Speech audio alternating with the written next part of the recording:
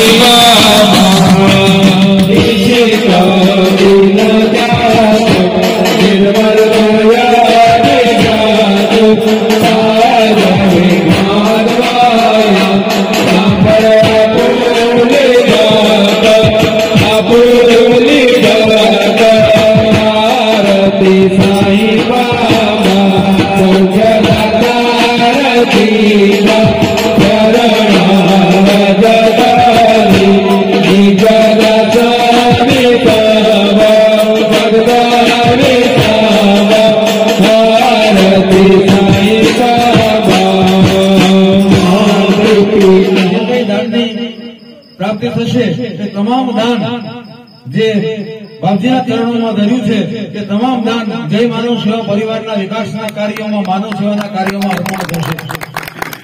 એ આપણે ઉદારતા છે.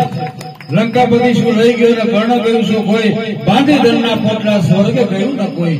હું તો 4 વાર જઈને આવ્યો છું. સ્વર્ગ હતું નરક હતું મને ખબર નથી, પણ ત્યાં ધનના પોટલા ખોલી મેં કોઈ જોયા નથી. પણ માનવ સેવાની એક અવિરત કાર્યો છે અમારા મનુ મહારાજના, ભારતીબેન અને અમારા પરિવારની, કે કોઈ પણ આશાના અપેક્ષા સિવાય હું એક જ પંક્તિમાં કહીશ. આપણે લાંબુ ભાષણ નથી કરવું, પણ આજે આપ સૌ પધાર્યા છો, અમારું હૃદય ગદગદિત થાય છે. મનુ મહારાજના આશીર્વચન એ પહેલા હું એટલું જ કહીશ, મેવા મળે કે ના મળે, મારે સેવા તમારી કરવી છે. મુક્તિ મળે કે ના મળે, મારે ભક્તિ તમારી કરી. મારે કશું જોઈતું નથી, મારે મુક્તિ જોઈતી નથી, મારે મેવા જોઈતા નથી. મારે તો ભક્તિ, ભક્તિ ને ભક્તિ, અને ભક્તિ એ જ શક્તિ તેને મેકી ઉઠે. શક્તિ એ જ સિંહ ઉપર સવારી કરી શકે, બાકી કોઈનું કામ નહીં. આ મા જગદંબા પણ અહીં બિરાજમાન છે, મા શારદા પણ અહીં બિરાજમાન છે, અને અમારા ભારતીબેન છે કે હું અન્નપૂર્ણા સ્વરૂપ એટલા માટે કહું છું કે આ દાદાને ભાવે એવું, પછી એવું સ્વાદિષ્ટ ભોજન પોતાની જાતે પરિવાર સાથે મળીને બનાવે છે અને ખવડાવે છે. ખૂબ જ કાળજી રાખવામાં આવે છે. દીકરાનું ઘર દીકરાની યાદ અપાવે, દીકરાના ઘર રહેતા હોય એવી ભાવ સાથે અમારા ભારતીબેન મનુ મહારાજ આ બાળાલાને સાચવે છે. આરોગ્યની દ્રષ્ટિએ માનો કે કોઈ પણ સત્સંગની દ્રષ્ટિએ માનો કે કોઈ પણ અમારે ઓછું ન આવે એવા કાર્યો આ સંસ્થા દ્વારા કરવામાં આવે છે. આપનો સૌ આભાર માની અને મનુ મહારાજને વિનંતી કરી અમારા પુષ્પની અમારી ભાવના છે, અમારી લાગણી છે. બોલે દીપકભાઈને હું વર્ષોથી ઓળખું છું, અને બાળાના આશીર્વાદ, જગદંબાના આશીર્વાદ અને સાંઈનાથ ભગવાનના આશીર્વાદ આપણે પ્રાપ્ત કરતા રહે. ખૂબ જ સુંદર ગ્રંથ સાથે આપે આ સત્સંગની સરવાણી આવી છે. બહુ સુંદર ગ્રંથ છે આપનો. દીપકભાઈ, પંકજભાઈ વધારશે, પણ એ પણ મનુ મહારાજના આશીર્વાદ સાથે શું ભાવના વ્યક્ત કરે છે. વિમલભાઈ એમને અમારી લાગણી પહોંચાડજો. ભાર્ગવભાઈ આવો. હમણાં સ્વરૂપમાં નાચતો હતો. જગ્યા કરો. અમે તો શરીર બહુ વધી ગયું, હમણાં આશીર્વાદ પૂરેપૂરા પડ્યા છે. અમે તો ભગી કહેતા, ભગી. અમિતભાઈ આવો. કીબોર્ડ પ્લેયર, તમે ગમે એટલું સારું ગાતા હો ને, પણ જો આ સંગીત માળા વાંકું પડ્યું તમે કહી શક્યા. અમિતભાઈ બહુ સુંદર આપણે સરવાણી મેળવી છે. ભૂરાભાઈ, ભાઈ ભાઈ પૂછો હો તો ભૂરા જાય છે. ભૂરાભાઈ એવું પડે. કિશનભાઈ,